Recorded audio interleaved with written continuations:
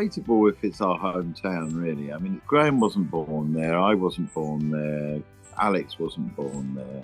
Graham and I met each other at secondary school. So when we were 12, we met each other in Colchester.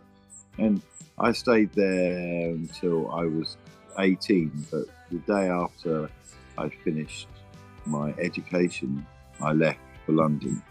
So it's a kind of place where we spent our teenage years, but a hometown doesn't quite have that feel about it, you know what I mean? But obviously an important place in our development, and we wouldn't have met each other unless we'd gone to that school there. Yeah, in that sense, it was nice to go back there. Yeah, it hasn't changed much really over these years. And the venue we played in was actually the first place that Graham and I used to go out and listen to music when we were like really young and enjoy the illicit pleasures of underage drinking. Oh well, I don't think you can go back and play songs like Part Life or Song 2 unless you move forward before you do it, you know.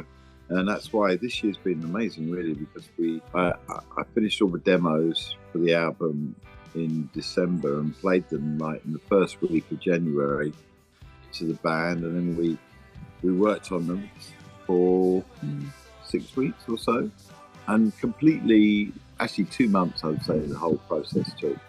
But we didn't, during that time, think about, oh, we've got to play these concerts.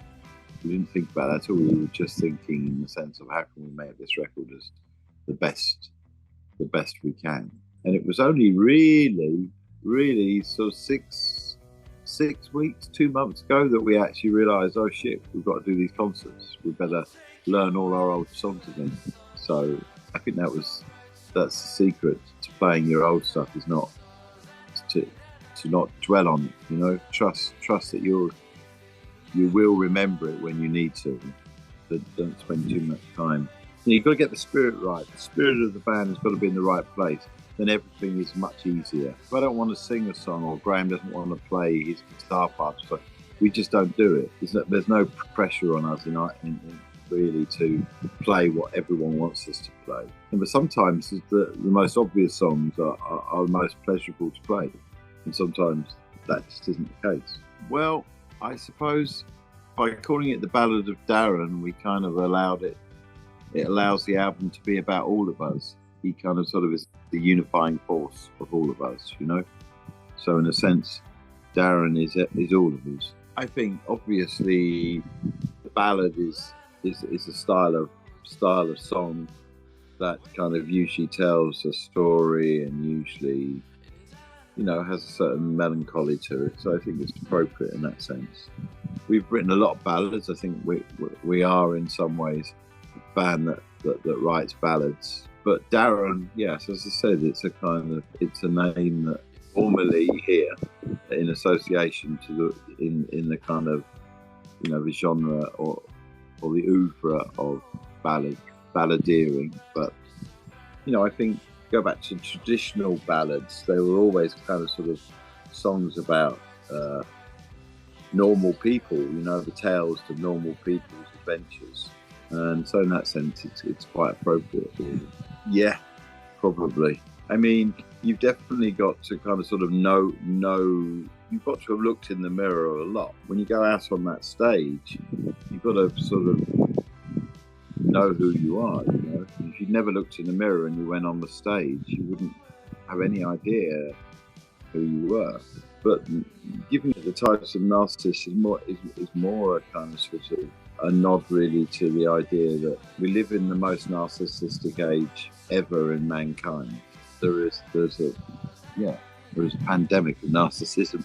It's just the noise at the end.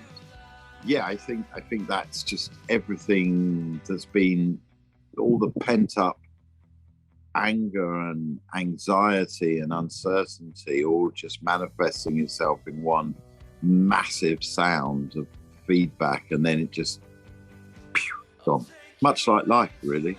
My daughter is my main kind of sort of, yeah, she's always the first one to play me anything that comes out of Argentina or Mexico.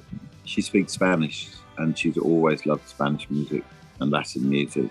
yeah, it's something it's something we can share together. But she's the expert. I'm just I follow.